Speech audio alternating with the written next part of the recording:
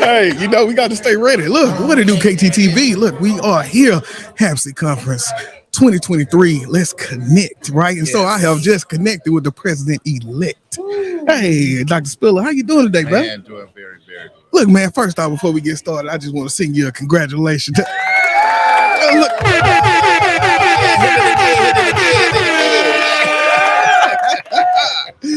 Look, that's what I'm gonna need all that. All that, man. Look, man, I just want to say thank you, man, for stopping by. Sure. Just closing out the conference, man. So I know everybody getting ready to get out of here and hit the road. So, man, it's so important that you take those few minutes. So thank you, brother.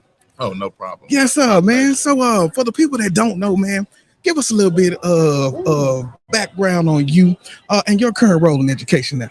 Well, this is my 27th year in education. I've served in multiple capacities, starting as a sixth grade teacher in Richardson ISD, and then I moved on to the assistant principal role.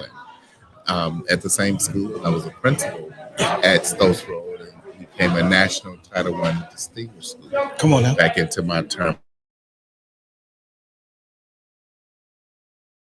as a school support officer in Houston ISD. Yes, sir. I did a year of work there, then came back home to Richardson, supervising principals, K-12 network, working with elementary schools, middle school principals, high school principals. Yes, sir. And then recently, my district asked me to onboard a new division. Come on now. Richardson ISD. Yeah, it was in an investigations division. Okay. So for the past 3 years, just completed the third year as the executive director. Of Title IX compliance and investigation. And so when you say investigation, just kind of like going into the schools, kind of seeing what's working, what's not working. How does that look? So it's widespread. Okay. So back in 2020, there was new federal legislation regarding Title IX requirements. Yes, sir. That would take a lot of pressure and a lot of time on a principal who's trying to move a school, right? Yeah. And so this investigation division, it steps in and serves as the person that guides and coaches and facilitates principals through those situations, and work with three major departments: our superintendent's department, our legal department, HR, and student service. So it's designed to take the pressure off the principals so that they can stay focused on instruction. And I'll get in the weeds with issues of discrimination and in the non-protected categories, age, sex, race, any Title IX issues. Okay, yes, sir, man. And so now, talking about the celebrations here, man. President-elect. So how long have you been in the organization, and how does it feel once you were named that role? Yeah, man. This is my work here. This is probably my 11th year, and during that time frame, just really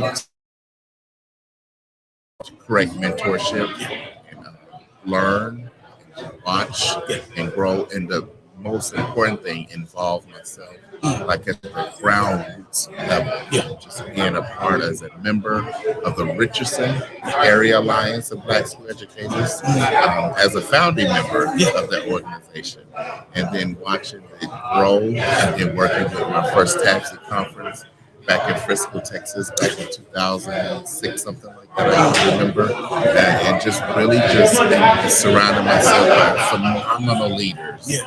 Such as Dr. Kimberly McLeod. Yeah, Dr. Kim. Dr. Kim's on the podcast. Don't play no games. What's up, Dr. Kim? Yes, all of those people just poured into me and really spoke to me and gave a message to me and said, hey, Darwin, you do know that one day you are the next leader. Like, we're looking at the people in the group in the conference meeting, and I heard it and I listened. And I continue to study. That was my main thing, just to humble myself, remain obedient, and study. And then, man, just here recently when the elections ran, just really took on what I've learned from the leaders before me, and leaders that has been really my coaching guide. And when they actually named that position, president, I understood impact and what that position entails. Yes, sir. And like I said, Dr. McFarland just finished with really a great historical walk as he closed out the Houston conference. It's really helping us to understand that this is work that's been in play for years. Back in the 1800s, we've had leaders, our first colored African American organization that were leaders and leading the way. So to know that I'm a part of a lineage of leaders such as that, and to be able to take on the role of TABSE president-elect and really getting the validation from everybody at the conference coming up to me, speaking over my life, confirming the spiritual revelation that I had moving into this position. It's just so rewarding. Come on, man. That's it, brother. That's it, man. And so then when you look at the conference here, man, how has it been just celebrating the time at the HAABSE conference these last 2 days? I know you said you had you kind of got to be visible, kind of be out. If you could just turn it towards you, that way we can kind of pick up on both of them. Yeah, there we go.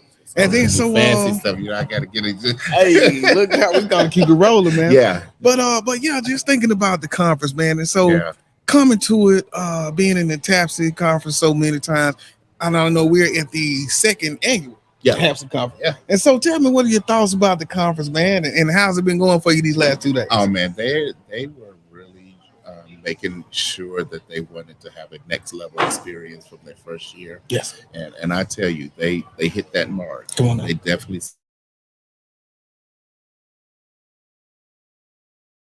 over here. A lot of us are leaving feeling like that our voice has been amplified, and conferences such as these gives you the fuel to continue to do the work. Yes, sir. So, and that's the main is you got to have a networking opportunity, a supportive group of Black educators to come together and to constantly refuel ourselves. Yes, sir. So this conference definitely did that for the members. They were very excited. I'm excited. And as president-elect, it's important that I keep my scope wide and really get out and be visible. That was a main part of my campaign was trust, relationships, and communication. Come on, man. That's those are my three. Those are my three anchors. And in order for them to trust me to help lead this organization, my relationships have to be solid and have to be continuous.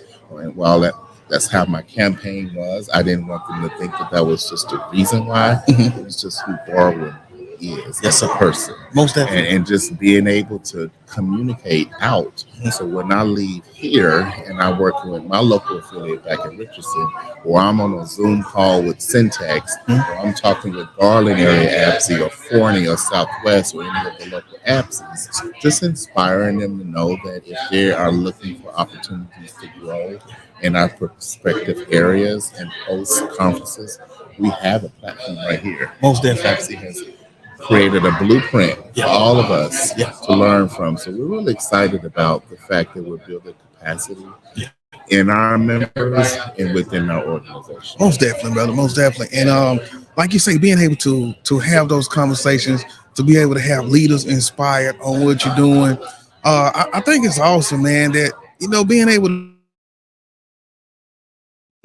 and seeing that Black excellence in education as we lead our field.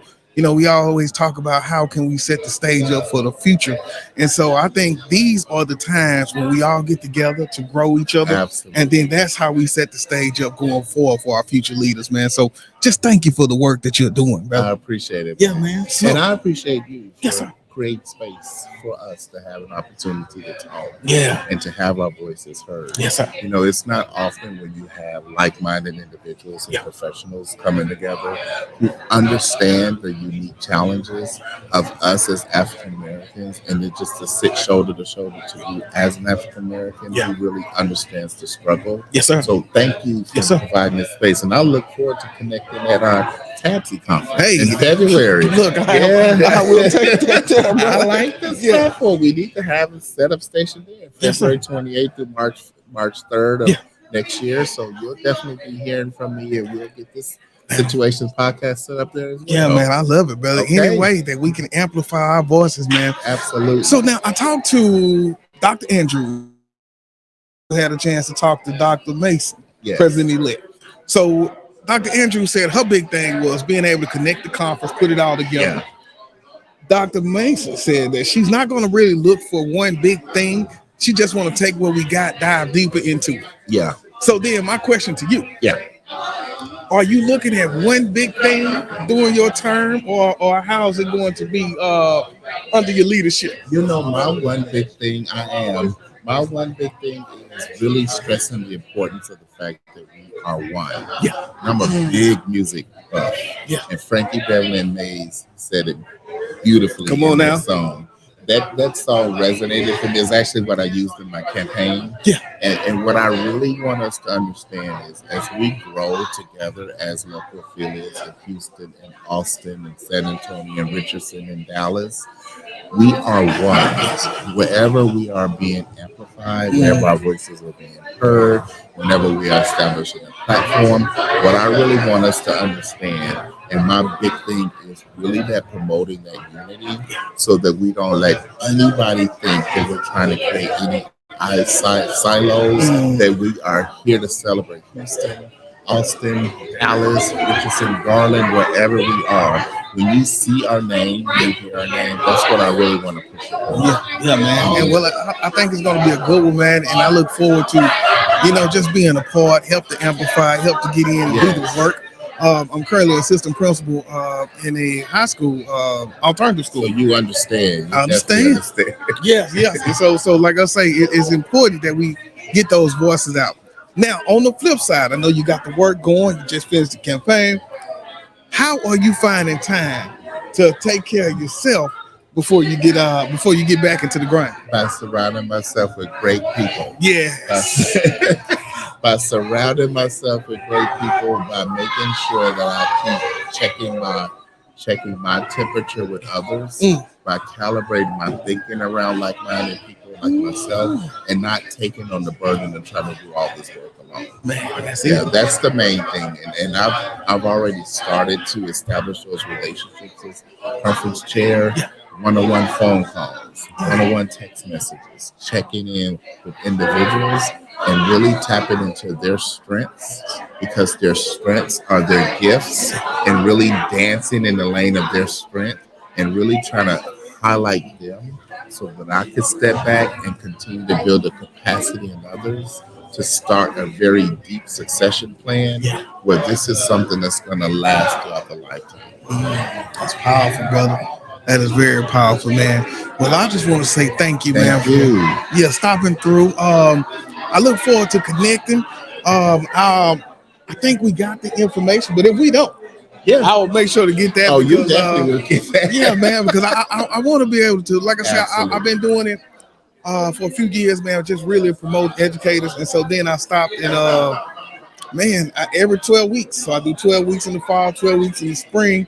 And then we just each week, every Thursday, 7:30 p.m. we talking, and we got and like I said, so we've been Dr. Mays, Dr. McLeod, Dr. Bro, Dr. Andrews. So, all the legends. Yes, Andrews been on there 3 times. Okay. Yeah, so we still trying to make my game up. Hey man, we look forward to having you on. I will. I would love to. All right, man.